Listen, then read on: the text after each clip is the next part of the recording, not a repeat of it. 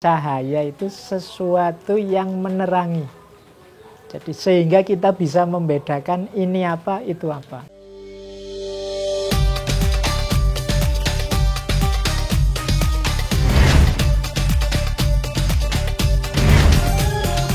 Assalamualaikum warahmatullahi wabarakatuh. Saya masih bersama Pak Fahrudin Faiz di 7 menit cahaya untuk Indonesia. Dan ini tema pamungkas tapi sekaligus utama, yaitu tentang cahaya. Kita sudah ngobrol tentang harta, tahta, dan wanita. Yang saya dapatkan kesimpulan kuncinya ada pada dalam diri. Ketika kita tercerahkan akal kita dan hati kita dengan cahaya, maka kita akan bisa menentukan mana yang terbaik untuk ketiganya. Pak Faiz, cahaya itu sendiri kayaknya itu menjadi inti obrolan dari saya dan Pak Faiz soal harta, tahta, dan wanita. Cahaya untuk hati dan akal. Ya, itu apa peran cahaya itu sendiri? Cahaya itu sebenarnya sebuah metafor. Jadi kalau dalam agama itu banyak yang dimetaforkan dengan cahaya. Selain Allah, kalau Allah itu kan malah disebut definitif, Allahu nurus samawati wal ardh. Rasulullah juga sering disebut cahaya. Kemudian Al-Quran itu cahaya. Kebenaran cahaya. Ya. Kenapa dimetaforkan dengan cahaya? Karena memang cahaya itu sesuatu yang menerangi. Jadi sehingga kita bisa membedakan ini apa, itu apa ketika hadir cahaya. Maka ya channel ini namanya cahaya, semoga juga punya fungsi orang jadi sadar, oh ini itu, kalau itu ini. Jadi, itu maksudnya cahaya.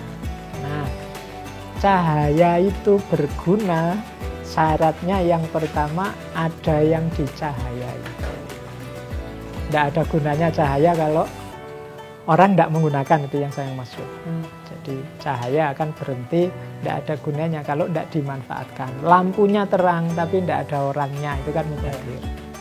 Lampu terang tidak ada orangnya itu kayak kita ngomong berbusa-busa menasehati panjang lebar tapi tidak ada yang memperhatikan, tidak ada yang mendengarkan, tidak ada yang ngurus. Itu seperti cahaya yang sia-sia. Kemudian yang kedua, matanya harus sehat. Kalau itu cahaya. Iya. Ya kalau cahaya hati berarti hatinya juga harus sehat. Karena lampunya terang sekali tapi kita memejamkan mata atau mata kita tidak sehat, tidak ada gunanya.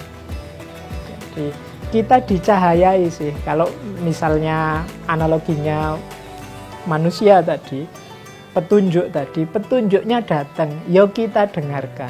Tapi kita tidak paham, tidak bisa menangkap. Sehingga itu kayak mata yang memejam, tidak ada manfaatnya juga. Maka kuncinya 3 ini. Maka para sufi itu sering memberi nasihat pada kita, tolong sehatkan batinnya. Karena dia nanti yang bisa menampung cahaya. Ketika hadir dalam diri kita, masuknya akan ke hati. Petunjuk itu pertama masuk ke hati, dikelola oleh akal. Maka hati kita harus jernih, akalnya harus sehat. Kalau hati tidak jernih, itu seperti mata yang sakit. Kalau akal tidak sehat, seperti mata yang memejam. Itu fungsinya cahaya. Hidup ini kan perjalanan. Kalau bahasanya agama, lillahi ilaihi roji'un. Dari Allah kembali pada Allah. Itu berarti semacam perjalanan. Nah, kita berjalan itu jalannya kan tidak boleh gelap. Harus terang. Nah, di situ gunanya cahaya. Nah, kemudian yang utamanya Pak Faiz kan akal, dan Pak Faiz sering bicara juga tentang hati. Ya. Cahaya untuk hati dan akal itu apa, Pak? Jadi cahayanya hati itu sebenarnya kayak kalau Imam Suhrawardi kalau dalam tasawuf itu mengilustrasikan hati itu seperti kaca.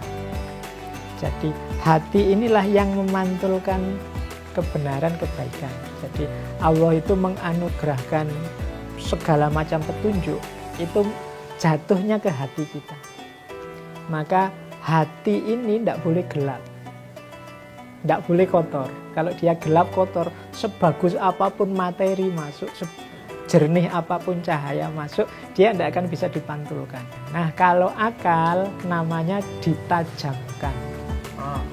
Ya, ditajamkan itu kalau bahasanya diasah. Jadi akal inilah ketika cahaya tadi masuk, dia yang mencerna.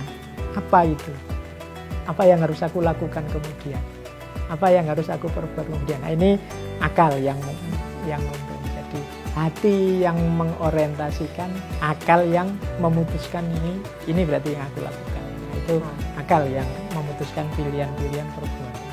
Jadi maka dia harus tajam. Kalau dia tumpul, dia tidak paham. Mungkin mengalami cahaya, batinnya jernih, kan banyak orang batinnya jernih, tapi dia tidak bisa mencerna, tidak bisa mengolah. Apa ya ini maksudnya, apa ya, terus aku harus bagaimana, ini kan banyak juga yang begitu ya. Harus imbang dua-dua. Jadi cahayanya dari hati, kemudian akal, kemudian menuntut bagaimana yang harus kita berkreativitas dalam yang mencapai cahaya itu atau menyebarkan cahaya itu. Pak Faiz, terima kasih atas cahayanya untuk kita. Apalagi ini di bulan Ramadan, orang itu sering menjadikan bulan Ramadan kan momentum untuk dapat cahaya, dan gak hanya di bulan Ramadan tapi untuk seterusnya. Bulan cahaya. Nah, bulan cahaya, Ramadan adalah bulan cahaya, dan semoga tadi kata Pak Faiz bulannya cahaya, tapi kalau kitanya gelap gak membuka diri ya percuma juga. Ramadan akhirnya jadi patah banal buat kita. Terima kasih Pak Faiz atas cahaya-cahayanya, pencerahan-pencerahannya di 7 menit cahaya untuk Indonesia, dan semoga ini menyempurnakan pemahaman kita tentang bagaimana menyikapi harta, tahta, pasangan dengan cahaya. Terima kasih buat teman-teman dan selamat berbuka puasa. Jangan lupa subscribe Cahaya untuk Indonesia dan share video yang ada di dalamnya. Assalamualaikum warahmatullahi wabarakatuh.